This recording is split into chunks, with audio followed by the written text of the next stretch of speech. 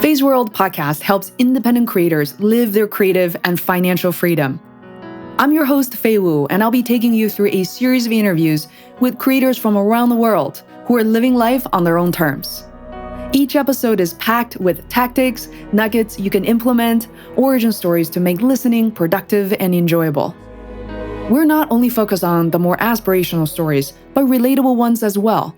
We also have non-interview-based mini-series releasing throughout the year to help deep dive into topics such as freelancing, marketing, even indie filmmaking that will benefit creators like you.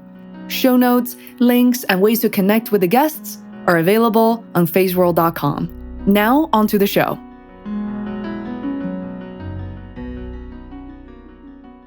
Hey everyone, this is Faye from Phase World Media. I am super thrilled to be here with my friend, my colleague, Jenny Lisk, who recently published a book called Future Whittle. And I must say that this is not one of the books that I received from an email, got it, because I've known Jenny for a long time. And I just have huge respect for everything she's put into this book and, who she is, who I got to know in the past couple of years, running a podcast, the Whittled Parent podcast, and the people she introduced on her show. And then in the past year, how much she dedicated into this book. Remember, that wasn't just any last year, that was 2020. So she was raising her 2 kids by herself while writing this book, reflecting on a very special period of her life. So welcome, Jenny. I'm so glad you're here with me on a Saturday afternoon. Thank you, Faye. It's great to be here. And I should say, in my time zone, it's still Saturday morning. So I've got my coffee here, and I hope you won't mind if I continue working on that while we speak. Oh, absolutely. And you are in Seattle, so you got some good coffee there. What is that you're drinking? Well, I have the Costco, big old thing of coffee that I threw in my coffee maker right before we got on this call. So, it's great. Super fancy. You made it your way. Yep.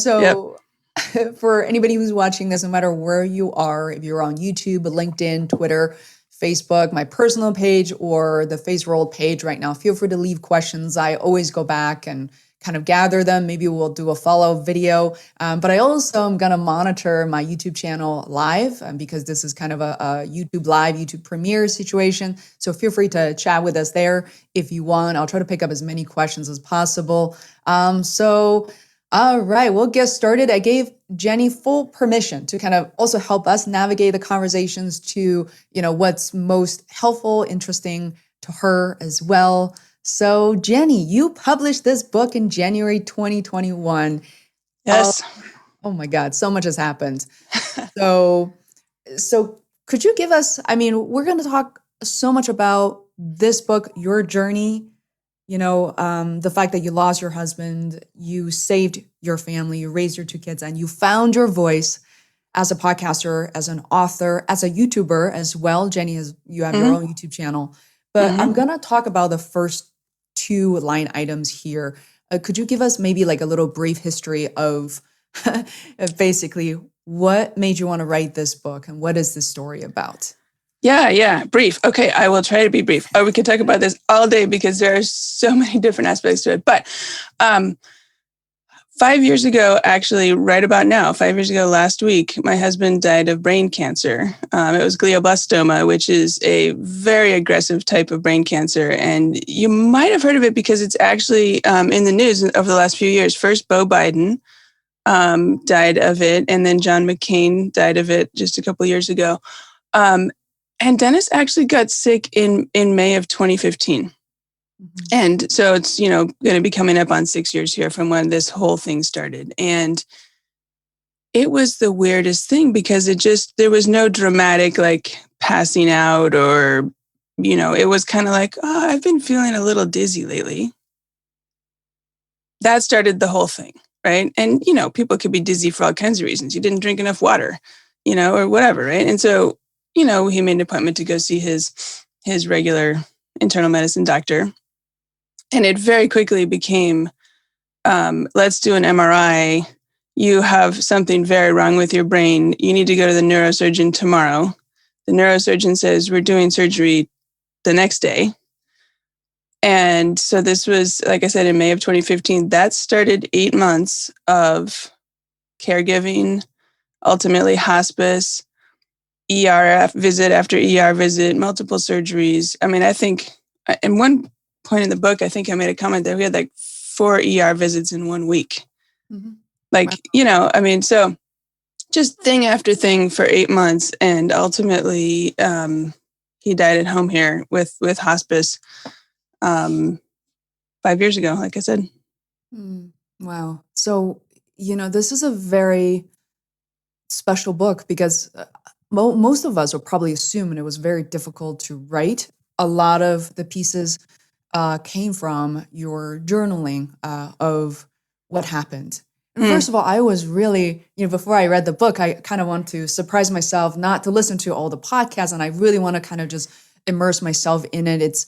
I lost my dad almost exactly 11 years ago, and I remember being in the hospital, being a caregiver alongside my mom, and those were pretty horrific days, like terrifying days. I just remember the worst part of it, just feeling so scared all the time, not just the actual pain and the procedures themselves.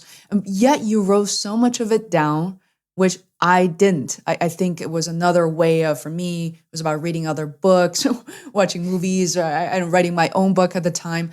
What made you realize at the time that you're journaling consistently? Who was it for then? Yeah. Well, that's an interesting question because I didn't initially want to start it was a Caring Bridge online blog, basically, which a lot of people use to, update friends and family when there's some kind of crisis or medical situation going on. And when he was having his first surgery and we're sitting in the hospital waiting room, for all these hours, and my sister said, maybe you should start a Caring Bridge. And I was like, nah, like, I'll just keep sending some texts and a couple emails here and there and just kind of keep people in the loop. And pretty quickly, it became obvious that that was just not going to work because we were very lucky that we had a large number of people who really cared and wanted to, know what was going on and help. And we needed a lot of help for a long period of time. I mean, 8 months is a long time. And I should say, by the way, we had meals delivered for the better part of a year, 3 times a week, because so many people wanted to help, and which was terrific. And I realized that if I started writing on Caring Bridge, that I could, post an update and not be sending a million texts, right? It just seemed, in the beginning, it seemed more efficient, right? I'll post one update. Anybody who wants to look at it can look at it. If they don't, that's fine. And it seemed efficient. And you can see my posts in the beginning when you read the book, they're very much more like, okay, he had surgery and he's out. And, maybe he'll come home on this day. Kind of more matter of fact, status-y update kind of thing. But as I went on, 8 months is a long time and things changed. And I started becoming more reflective and sharing more of what was going on, either, behind the scenes or what I was thinking about, or reflecting on this just strange situation we were in. And also, so there are kind of multiple layers to it. I was also really being deliberate about sharing with people, like what I appreciated that was helpful, and also trying to show people what was going on, that they didn't need to be afraid to, ask me something if they ran into me or acknowledge it. You pretty quickly find out that some people don't know what to say, and some people do, and it's totally fine because it depends on what you've experienced so far and stuff. But I realized that I could share some of that, and that would be helpful, to me, making things less awkward when I ran into people, and hopefully to them as well. And some people did mention that I was, kind of showing people along the way some of this. So I think that was part of it. Yeah, now it really makes a lot of sense, and I realize that you actually did mention Caring Bridge several times in the book. The fact that you don't have to send so many text messages and have to update people the same information every single time. I realized that Caring Bridge wasn't something that my mom and I had access to. There's probably some sort of a local, we were in China at the time, it's some equivalent of a system that we weren't aware of, or we just didn't really think about. We didn't really have that support network to us. So it was just, there's so many for people who are watching this, I got to say that even though we are somehow all scared of the word cancer or serious illness in general, we are all so connected these days. It doesn't even need to be cancer. These days we have COVID and 18 million other things to worry about. So somehow just there's a system approach that you've embedded in your book that I found really helpful. For me, 11 years later, I kept thinking to myself, wow, this is a great idea. It doesn't have to be a technology piece, or wow, I wish I did that. And there's no feeling of regrets or pain, but rather makes me smile to realize that your book is an invaluable resource to people who are facing this, who will face this. At some point, we all face illness, whether that's ourselves or our loved ones. So this is truly a labor of love. Are you going to say something, Jenny? Well, I was just, as you mentioned this book being a resource, I couldn't help but think about this, what it says right here on the very top, on the front. And I'm so thrilled that Dr. B.J. Miller provided a blurb for this. And what it says right here, a poignant memoir and de facto guide for caring for a loved one. And he's a hospice and palliative medicine physician. As you obviously know, you have a picture of him behind you. I know you've worked with him extensively and interviewed him as well. But I just, what you were saying reminded me. I mean, there are multiple kind of things going on in this book. And one aspect is, readers have told me that, it is in a way a guide to help. Not everybody obviously has the exact same situation, but I think there's a lot that can be learned from studying other people's situations and taking what we can from them. Mm-hmm. Beautifully said. And I am so proud of you to have, reach out to so many people. You've done your research above and beyond. If you guys go to jennylisk.com, am I butchering that right now? I feel like everything's under jennylisk.com, right? JENNYLISK.com. Yep. Awesome. There's multiple ways to spell Jenny, but got to have the Y in there. Oh, this is the only way. I just realized you're really? The only Jenny I know. Don't spell it any other way. No, there's JENNI and IE and one N, and there's a lot of Jennifers in my age group growing up in this country. And so I get my name spelled differently on Starbucks cups and pizza boxes and, That's so interesting. I actually thought for a moment that's only like what we as immigrants experience, because Faye will be spelled God knows how many ways. But I never thought an American name would be all the time. And you know what? I started saying, this is a total diversion, but one time I called for a takeout pizza or something and I was like Jenny with a Y. And the person wrote Yenny, Y-E-N-N-Y. And I was like, okay, I guess I can't say it that way anymore. That didn't work. You never know what you're getting. Exactly. That's awesome. Maybe that should be like your pen name or something. Yep. I'll masquerade that way. Jenny Lisk. Jenny Lisk. So Jenny Lisk, it's on the screen. You guys check out her website, because I gotta say, I have built many websites. I've nurtured and babied mine for a long time. It is so thoughtful. There are resources and guides not only for patients, caregivers, families, but also people, clinicians, people who care, as well as people just even, you find yourself either in or out of the situation, you find something really, really useful there. And I think you're getting oh, sorry. Are you speaking about the allies, what I call them? The people who are allies, yeah, supporting the friends, their family, their colleagues, their neighbors who are in some kind of crisis or after a death or in a critically ill situation. And this is one of the ways I kind of wanted to give back, right? I learned so much from this tremendous support of the people around us, and had people helping us in so many different ways that I started, after my husband died, people started reaching out to me and saying, hey, my friends, colleagues, somebody, just died and have these 3 kids, what should I do? And I realized that I could put together some information of how to help people help their friends, how to help them be supportive. And so, that's a big part of what I'm doing as well, with some of the YouTubes, as well as some, things can be downloaded and other information too. that's exactly kind of how we met. First of all, a shout out to Tammy Gulerlo for introducing us. And now, I mean, with full transparency, Jenny and I get to see each other on Zoom at least every 2 weeks. So we started this conversation about the book, about the podcast, years before. So it is such a privilege because for me, I feel like I'm really seeing a lot of the puzzle pieces, before they were put together. And I want to just really address a lot of people who may be watching this right now, whether you are content creator, YouTubers, podcasters, authors. There is something, and Jenny, I definitely want to hear the next part from you too, is a lot of us creating something from scratch right now. Feels like we're so excited. Phase 1, so excited, so proud of ourselves. We can give up the weekend, nights and weekends, and just do this. And then phase 2 is like, what the heck am I doing? Like, this is incoherent. I'm not qualified. I'm stupid. I don't deserve to do this. And then a lot of people comes to that point will quit. The families don't feel, like what is that you're doing? You can't answer that question. I don't have enough resources. I can't even pay for the software.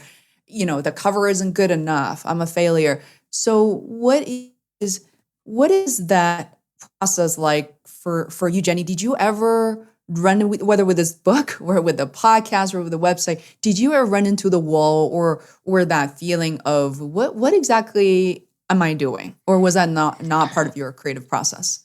All the time. And this wasn't like it happened once and I got over it. No, all the time. And I would add to your list of questions and doubts, is this making a difference anyway? Is this helping anybody anyway? Right? Like I'm doing all these things. And as you know, running a podcast is a lot of work. And, kind of the, why am I doing this anyway? Is this helping anybody? And so there's a few things, well, you can't see here because it's in the other side of the camera, but I put a little envelope on my wall and I printed out, sometimes I get social media comments or emails, from people saying, I love what you're doing. This is how it's helped me, or, some kind of nice and supportive comments. And you know what?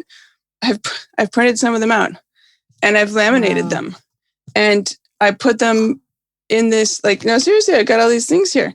And I put them in this little envelope, like just like on the wall right behind my desk. And sometimes when I'm like, why am I doing this? I pull these out and I read them and I'm like, okay, this is why, right? It is actually, and that if you're getting a certain number of comments that are positive and supportive, then that's like a tip of an iceberg, right? And there's a whole bunch of people who maybe are thinking those same things, but haven't reached out to, to actually say that for whatever reason. And so that is helpful for sure. And I'd encourage anybody to, go back and pull out some of that stuff and think about it. Because it really is, you go day after day after day, late night after late night, and, just struggling to get all these things done. That's part of it. Part of it is, finding myself procrastinating. I find that usually it's because I'm afraid of something, afraid of failing, afraid of tackling something. And there was actually Adam Grant had a tweet a while ago where he talked about like unpacking what causes procrastination. And so really identifying those things has been helpful. And the other thing I would mention, you mentioned our mutual friend, Tammy Guler-Loeb. She and I actually have been writing accountability partners. And so we've been meeting regularly to work on each of our books. And having somebody that you can meet with week after week, you both know what each other are working on. I can't tell you how many times she kind of like talked me down when I was like, why am I writing this book anyway? Maybe I should just can the whole thing. And having somebody there who's familiar with what you're doing, who can be like, don't you remember this is why you're writing it?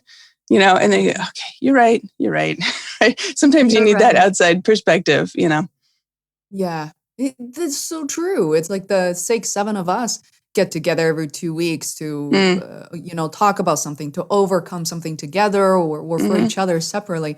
Well, one of the things, if you remember, that came up is live streaming. And that really surprised me because you threw out a question, just leave hang, just answer is like, oh, this is how you do it. And a day later, oh my God. And a day later, and for the next like month, a few months or so, I saw you going live with OBS. For people who don't know this, it's like logo here, newscasting and kind of rolling scripts. I don't even know what those things are called. And you're going live like a pro with other people. So tell us a bit about that. What was that experience like for you? Yeah. Well, and I apologize here. I seem to have spilled my coffee, so that's the cause a of my live. See, now people know it's live. This is not right. Otherwise, you'd be cutting that out. I'd be saying, "Stop. Let's edit this." Yeah. Okay. So we met in our Saturday group. I didn't even know what OBS was, and Jess was talking about using OBS, and I'm like, okay, wait, Jess, what is OBS? And so she explained it very helpfully, and I started messing around with it. And I should also say, this refers back to the previous question. One of the reasons I was procrastinating on some book rewrites that I needed to do. Like, I seriously needed to re-engage with some pretty, massive isn't the right word, some pretty substantive revisions that I needed to get my teeth into. And I was totally procrastinating. I think I was afraid to tackle it. So I was like, oh, but I can like figure out OBS and I can figure out live streaming because that's still something productive, right? Well, I'm not doing the things I need to be doing. And so I part of it is my tech background too. I spent 20 years in corporate IT, so not practical related to this stuff, but just made it kind of fun to work on these things. But I got it set up so that I have OBS is where I'm going live, and then that's hooked to Restream, and then Restream is hooked to my Facebook, my Twitter, my YouTube, and my website. And I realized that Children's Grief Awareness Month was coming up in November, this past November. I mean, every November, but this specifically a few months ago here. And Children's Grief Awareness Month is a month when raising awareness of children's grief is a really, I think, it's an important opportunity for that. And that's, my podcast is all about parents, widowed parents who are still raising their kids and their teenagers, and how, those parents can help, and resources and ideas and information and all that. And I realized that I could go live in November. And I decided to do it 1 or 2 times a day, which was kind of crazy in the end. But interviewing different, mostly grief centers. There are kids and family grief centers in different cities around the country. And they each have programs, and most of them have groups for kids and teenagers and adults. And some of them run camps in the summer, and they have other resources. And I wanted to be able to highlight each of those places. And also, so it kind of had multiple purposes, right? Because I could go live across all these platforms at the same time, raise awareness. And then also, of course, the video got, saved, and I put it on YouTube on the right playlist, and then built out the resources section of my website to say, okay, organized by state. If you're in, California, then here's Cara you could look up. And the idea is you can then click on their page, see a short, like a 10-minute interview with the person who runs it, and a description of their program and some bullet points about what kind of programs they have, and links, of course, to all their stuff. And so as a way to help get the word out, and I tried to really be strategic about tying it back in with my website, not like just doing the live stream and then having that be the one opportunity for that content to be in the world. Or, well, I guess you could say 4 opportunities, because YouTube and LinkedIn, and not LinkedIn, Facebook, et cetera. But I wanted to capture that as a kind of a permanent resource, because someone spending 10 minutes talking about their program isn't just relevant on the day I interview them. It's relevant ongoing for quite a long time. And so building out that resource on my website to then be able to have listeners, for example, on my podcast go and say, I'm in this state. Oh, there's something near me. And the whole objective was to be like, oh, like watch the 10-minute video and say, they sound helpful. They sound nice. I'm going to call them. Right. It also helped me build more connections in the field by interviewing all these people who are doing work in this same field. So I tried to really think through all the different elements of how to make it be mutually beneficial, and how to make it live beyond the 1 10-minute period where I was talking with them live, and be something that could be leveraged ongoing. I really love the fact that you're talking about this part in such details, right? By the way, this is completely unscripted. I didn't really give Jenny a lot of the questions ahead of this live stream, but You didn't give me any questions. No questions.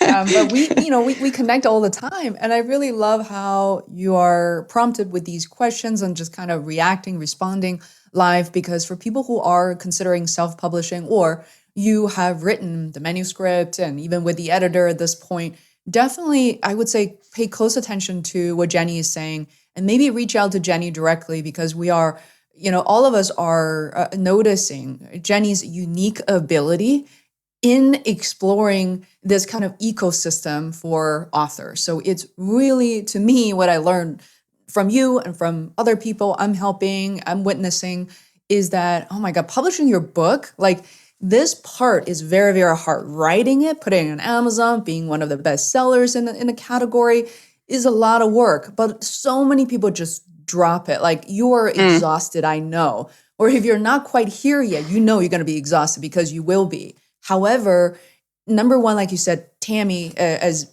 being a counterpart, accountability partner, I feel like, Jenny, when I publish my book, I want you to be my accountability partner. I know Tammy already signed up with you, but I'm just announcing my position. Sounds good. But also, I think you're so creative when it comes to reaching out, kind of lighting up the networks around you. Because one person all of us can argue, and this is a very personal story. You could easily make it all about you, your two kids. That's it. Maybe your sisters and your, Denny's families. That's it. But instead, you really broaden the reach and the connections between this book and the communities and all these organizations, charities.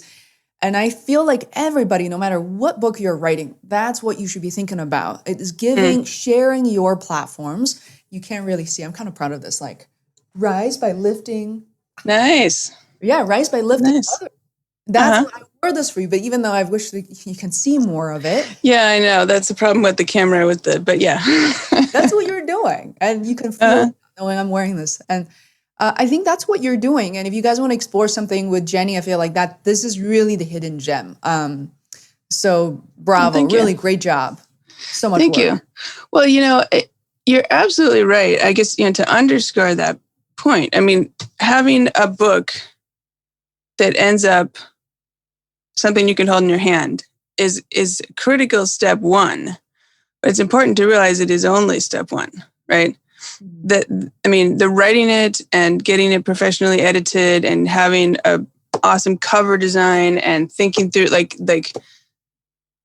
that is the critical, but it's so much not sufficient to launch your book into the world. I mean, it's it is enough to get the book in your hands, yes, but how many other people's hands? Presumably you want to get it into lots of people's hands, right? So that's the whole other side of being an author. And a lot of authors I hear don't, they have an aversion to marketing or something, selling or talking about themselves or talking about their book or whatever. But it's, getting the book on Amazon is the easy part. It's what are you going to do with it from there? How do you get that book then into people's hands? Mm-hmm. And so, starting early and being strategic about, who is going to read this book and how do I reach them and how do I reach the people who can reach them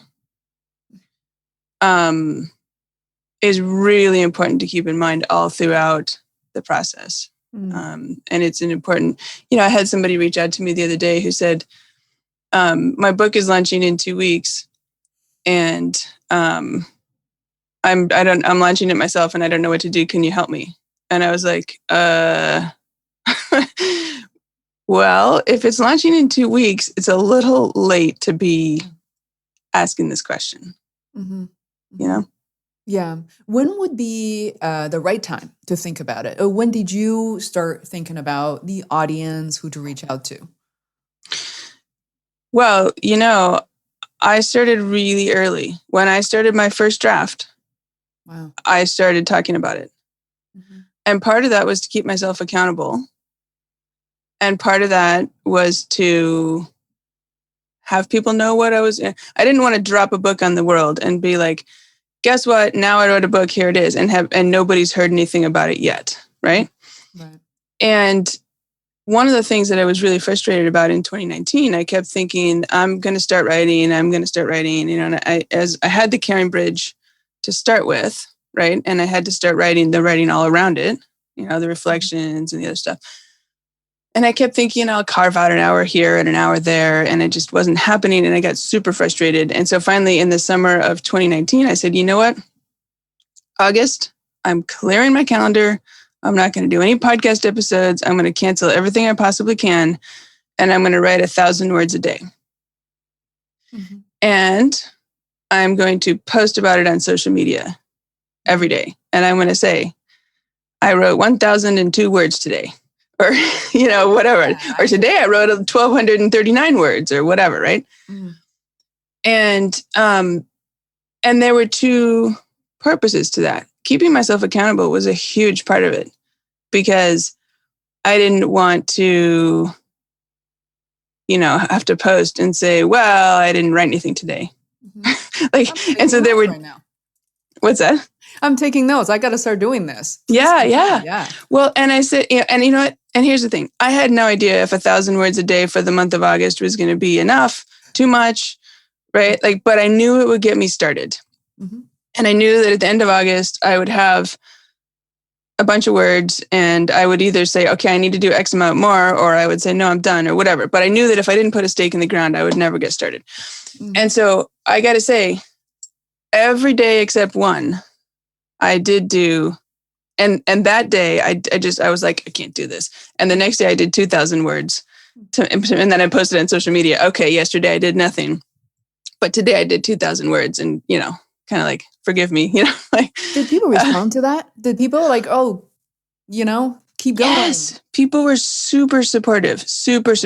And this was then also part of, talking about what you're doing early, right? Mm-hmm. Is starting in August of 2019, I've had people who've been, following along on social media saying, I can't wait till your book comes out. I can't wait to read it. Being supportive. And when I would post, I wrote X number of words today and it was awesome, they'd be like, yay, way to go. And I would post like, oh my God, I got 1,000 words exactly, and this was so awful. Then they would be supportive, And so knowing that these, friends and colleagues and people were following along and being supportive was super helpful to the process. And like I said, has resulted in a lot of people who've been looking forward to reading it. And it's been so great to, I've been hearing from a lot of these people by email or by text or by social media message since the book came out last week. People who I know, I remember were following along a year and a half ago, and now have said, I got it. And I sat down, I read the whole thing in one sitting, and, I love this or that or whatever. And congratulations. It's been so great to hear, kind of close the loop a little bit, like these early supporters, to now see that, like, I did finish, first of all, and then they read it and, were super kind and supportive about it. It's been really great. Okay. I got like so many follow-up questions. I'm trying to distill to two. Okay. Yep. When we say social media, I know we're all on different platforms. And so, Facebook usually is more friends and family. LinkedIn's more professional network. But, which of the platforms, and Twitter too, probably not Twitter, I don't know. But which of the platforms do you find most warm and fuzzy, that people are most engaged in the context of, what you just talked about, writing your book? Well, yeah, I don't know if I'm a good example about this or not. Some people will say pick one platform or one or two platforms and, hit those hard. Mm-hmm. I didn't want to do that. I hit all of them. So I and you can copy paste stuff right across, but, Facebook has been huge because a lot of my, new friends, old friends, nearby friends, far away friends, lots and lots of people that I'm connected with in lots and lots of ways are all on Facebook. And so I wanted to make sure that I was keeping them up to date on what was going on. Instagram is for like the widow community and, more broadly speaking, the grief topic and grief community. Instagram is huge for that. There's a lot of posts and hashtags and people active there. So I didn't want to leave Instagram out. In fact, I hadn't been on Instagram at all until I started the podcast. So I had to really catch up and learn like what to do on Instagram. Mm. But I really didn't want to leave that out because there's a lot of important for my topic there. I do Twitter as well because there's a lot of good information there. And I try to do like retweet like 3 other people's other posts that are related to the topic, and then tweet one of mine. So I try to do a balance there. And then LinkedIn as well, because of all the professional connections. And it's interesting because in the beginning, my professional connections on LinkedIn were entirely people from my old life in corporate IT. And I'm like, I'm posting all this like grief stuff and podcast stuff, and they're not going to be interested in that. It felt a little weird at first. But over time, I've still got all those people obviously I'm connected to, but more and more people I've met like through the entrepreneurial world, as well as people I've met through the grief world, people who run grief centers and other people I'm connected to professionally in the field. And I've come to realize that even all those people from my old life that I thought might not be interested, actually, a lot of this is relevant for them too, particularly the allies piece of how they can be supportive, right? And then now that we're in a global pandemic and grief is so much more on everybody's mind, you're starting to see it more and more talked about on LinkedIn and other places as well. Anyway, I am on, and so you asked, your question was about social media platforms. I'm messing around a little bit here and there with Pinterest. I haven't really done a very consistent job with that, but it's kind of lower on my priority list. But I do feel like since some of my stuff, like, quote cards and interviews and the short audio, 30-second audio clips and things would be a good thing for Pinterest, but I haven't really done too good of a job with that one. And then it is on my list to get on TikTok. And as you know, I put out one short video on TikTok, which was just like opening the box of my books. It's like, unboxing. Like a little clip of my books, unboxing, like a 10-second unboxing clip. I haven't really decided, which way I'm going to go. But I would just say, for people who are listening thinking this is crazy, it's all 15-year-olds, there's a whole, like, all these hashtags of like Gen X TikTokers and stuff. It's bigger than you think, as you know. And I think it would be an interesting thing to experiment with and a fun thing. So that's big shout probably out to coming Jenny. this year. Right. I mean, it wasn't for you. I wouldn't even think about putting Dr. BJ Miller on TikTok. I mean, you just said it during our get together. And when you said it, I too was thinking this is for 14, 15-year-olds doing all kinds of dance moves only. But you said to me, it's like, Faye, check it out. Check out Gen X TikTokers. There were like 60, some millions of people there. And we looked up hospice, palliative care, and there was a whole community, nurses, social workers, doctors, and there was like something called doctors, TikTok doctors. So there's I almost said subreddits, but there are definitely niche interest in anything.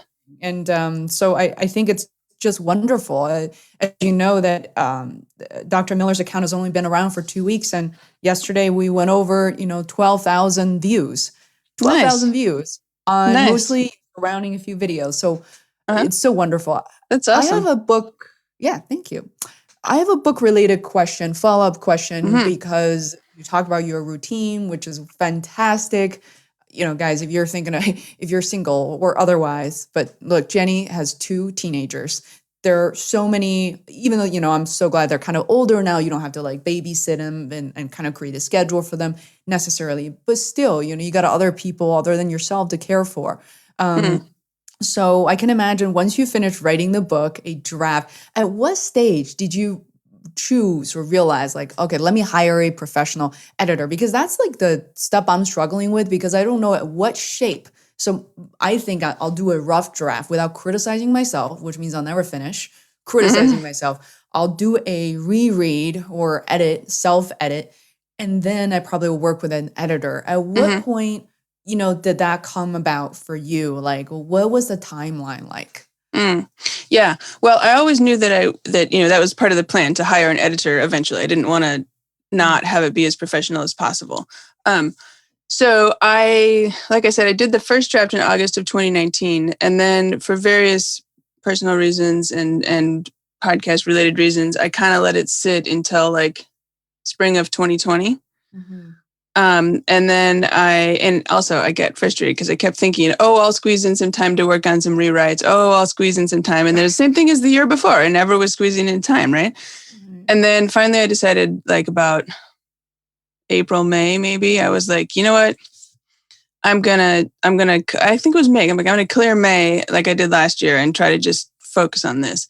And I decided this time I was going to make YouTube video updates of status. Like the first time around, I had done just social media written posts, right? I was like, maybe this time I'll make a YouTube that says, hey guys, this is my writing update for May 3rd, and here's what I did today. That had mixed results. I think not as many people watched the videos because, it's easier when you're scrolling by quickly to read a little short update than it is to, even if the video is only 2 minutes, right? But it was still building up some content for my YouTube channel. And I embedded those videos on the memoir page on my website so that if people were looking at that, they could see the latest writing update, video from me, which I think was that part was a nice touch. But your question was about hiring an editor. So then I spent like May and June. I wanted my kind of exactly what you said, get it as good as I can get it on my own and then hand it off. Right. Mm-hmm. And so I wanted to, I did revisions. Interestingly, okay, I think I've got it in this stack over here. I got to tell you guys, this book, John Truby, The Anatomy of Story. Can you see it? Yeah. This book was so helpful. Somehow I stumbled across it. And well, actually, I know how I stumbled across it because from you, I heard of Joanna Penn. And I've been listening to her podcast obsessively, right? And read some of her books. From Joanna Penn, I learned about another author friend of hers, Nick Stevenson, who has a bunch of other author resources and stuff. And from him, I stumbled across some blog post, which led me to this book. Oh, right? Look at that. So anyway, the book is called The Anatomy of Story, and it's a long, small print book that really has to be studied. It's not a quick read, right? Mm-hmm. But it really dissects how you tell a story. And the one thing I didn't want was for my book to be like, this happened, the end. Mm-hmm. Right? I wanted it to somehow have, be put from a big picture perspective, make sense, tell a story, right? And one of his points is that, so he's actually a filmmaker, but his point is that the principles of storytelling apply in filmmaking and in novels, which makes sense. A novel is a fictional story, but memoir too, even though memoir is true, you still have to tell a story. So you don't have the flexibility in a novel. You can make up a character or make up a action or something, right? In a memoir, you have to stick to the facts, but you still have to tell it in a way that's compelling. So I paused all rewrites, read this book, took all these notes. And I've actually, if I could turn my camera around, which I don't think I can, I've got on the wall up here, crazy wall? All these index cards. What? Is it called like a crazy wall? It's all the... It could be. I've got all these index cards because he's got like 22 story steps or something. And I made a card and I'm like, okay, this is the battle, and this is the self-revelation, and this is the attack by the ally. And that's perfect. And I put them and I mapped, like I thought about what do I already have in the book and mapped them to the cards. And then what am I missing? What have I forgotten to cover that would flesh out, this aspect or this aspect or help me tell the story better, right? So I did all these things with the cards. And then I picked the manuscript back up, really grappled with, does the story hang together from a big picture perspective? Are the themes developed? And all that stuff. And then I got so fed up with it. I wanted to do like one more round of improving it. Yeah. But I was like, this is, again, you asked earlier about doubts. I was like, I don't know, maybe I should just scrap the whole thing. Yeah, that's a problem. And so then I was like, okay, you know what? If I don't get an editor engaged right away, I'm at risk of scrapping the whole thing. Why don't I just get an editor and even if I wish I could do X, Y, and Z before I hand it off, because maybe there are still some things I could do to make it better. Mm-hmm. I'm like, I'm not going to be able to do that. I just need to give it to somebody else. Somebody else needs to get involved here.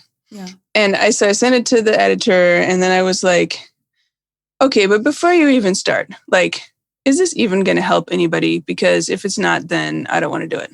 And she was like, oh my gosh, yes, it's definitely going to help people. Mm-hmm. And so I was like, okay. So then I started working with her on the editing process. And so that was, I think we started working together, last summer. I don't know if it was like July, maybe. Mm-hmm. approximately, give or take.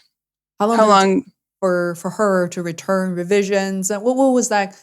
I guess my question is, a lot of people are thinking there are a lot of editors out there. How to actually find a good editor who works well with you? And what is that process like at a high level? Yeah. Well, you know what? I think a terrific resource is reedsy.com, reedsy.com. It is basically I don't know if portal is the right word. It's a portal for finding and hiring freelance people who do different things related to books. So editors, for one. Also, like if you need a proofreader, if you need a cover design, if you need somebody to do the interior formatting of the book. I believe there's also a category for like marketing kind of stuff. And so as the author, you can go in there and you create a free profile, log in, whatever, and then you can get into their search tool. And you say, I'm looking for an editor and someone who does memoir. It's also very important not to just be like, your friend has an editor and they like their editor, but your friend wrote a business book and you wrote a memoir, or, something else different like that, right? You really want somebody who has experience and expertise in the genre you're writing in, right?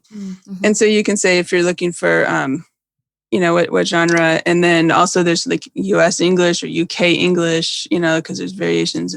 And then you can see all these profiles of people who are very experienced. Most of them seem to have, prior experience in big publishing houses and things. And they put on there, like, these are some of the books I've edited, and, and some real quick as you're talking about it too. Yeah. And you probably won't be able to get into the actual search tool since you probably don't have a login set up. Right. Here, I as you're talking, I realized, wow, look at all this. Designers, publicists, marketers. Right. Yeah. I wonder if you can click on view profile on some of those people, if they'll let you see it without being logged in. Let's check it out. There you go. So here, when this person's probably newer because they only have 2 reviews, but if you scroll down, you'll see they've written an overview, of the kind of stuff they work on, right? So they say they're experiencing young adult fiction, here's some testimonials. If you scroll down, you can probably see some other books they've worked on, the genres, she's a literary agent for some literary agency, right? Some of them you go through, this person looks newer, but some of them will say, I spent, 15 years at this big, publishing house, whichever they name it, and then, so they have a portfolio there, some other work. And you can go through and you can say, okay, I would like to put in a proposal with, I think you can pick 5 of them. I'm gonna stop so you pick, based on what you read in their profile and what sounds, like the kind of person that might be a good fit for you. And you can look at some of their other work and you can pick, I think it's 5. And then you submit, I think they call it like a brief or something. And so you say like, here's my book, here's the working title, here's what it's about, here's who it's for.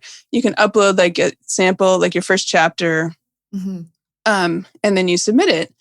And you can also say, if you want to say like, I have these requirements in terms of budget or timeline, you can put that in as well, or you can leave those out. I left those out because I wasn't sure what was realistic, right? And you submit it, and then the people get back to you over the next like day or 2. I think I got, the first person, I think everybody had gotten back to me by the following day.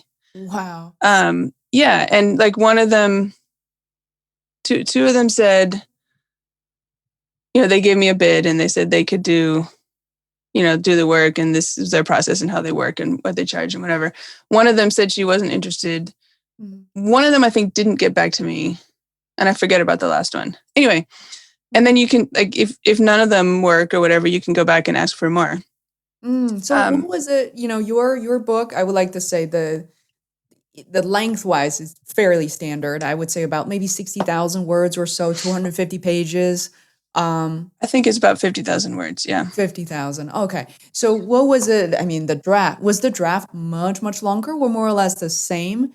And how long it did was it about take? the same. Okay. Yeah. And we didn't, working with the editor, she didn't like, because I tried to have it in pretty good shape before I brought somebody in because I wanted to be more efficient and more cost effective, right? I didn't want to go to somebody with a draft that was like twice as long and then needed cutting down and needed more work and more time and more money and more, like, I thought I ought to be able to get this in reasonably good shape. Mm-hmm. And then I can use an editor, who can help me like bring it to the next level. Mm-hmm. And of course, make sure everything was correct in terms of Chicago Manual of Style and all that stuff. Like, so there's different levels. So we did 2 passes through the work. The first pass was, and so this is like, I sent it in Microsoft Word. By the way, I wrote it with Scrivener, which a lot of authors like to use, but then you export it to Microsoft Word from there. And usually when you work with an editor, you have it in Word because you can do the track changes and the markup stuff. Right. So she went through and, at that point it was mostly like, okay, this part, I love this part, this is good. This part needs, some more explanation. This part, maybe I'm confused. Are you trying to say X? This part, ties with this other part. So do you want to do blah, blah, blah, whatever, right? So lots and lots of comments in the margin with, either this is great, keep it like this, or you might want to flesh this out, or as a reader, I'm confused about this. Maybe you can rework the paragraph to make sure you're not leaving the reader with questions, that kind of stuff. Mm. So then she handed it back to me. And so then going through that required a lot of thinking on my part because, and a lot of it too, so then this, when you're working with a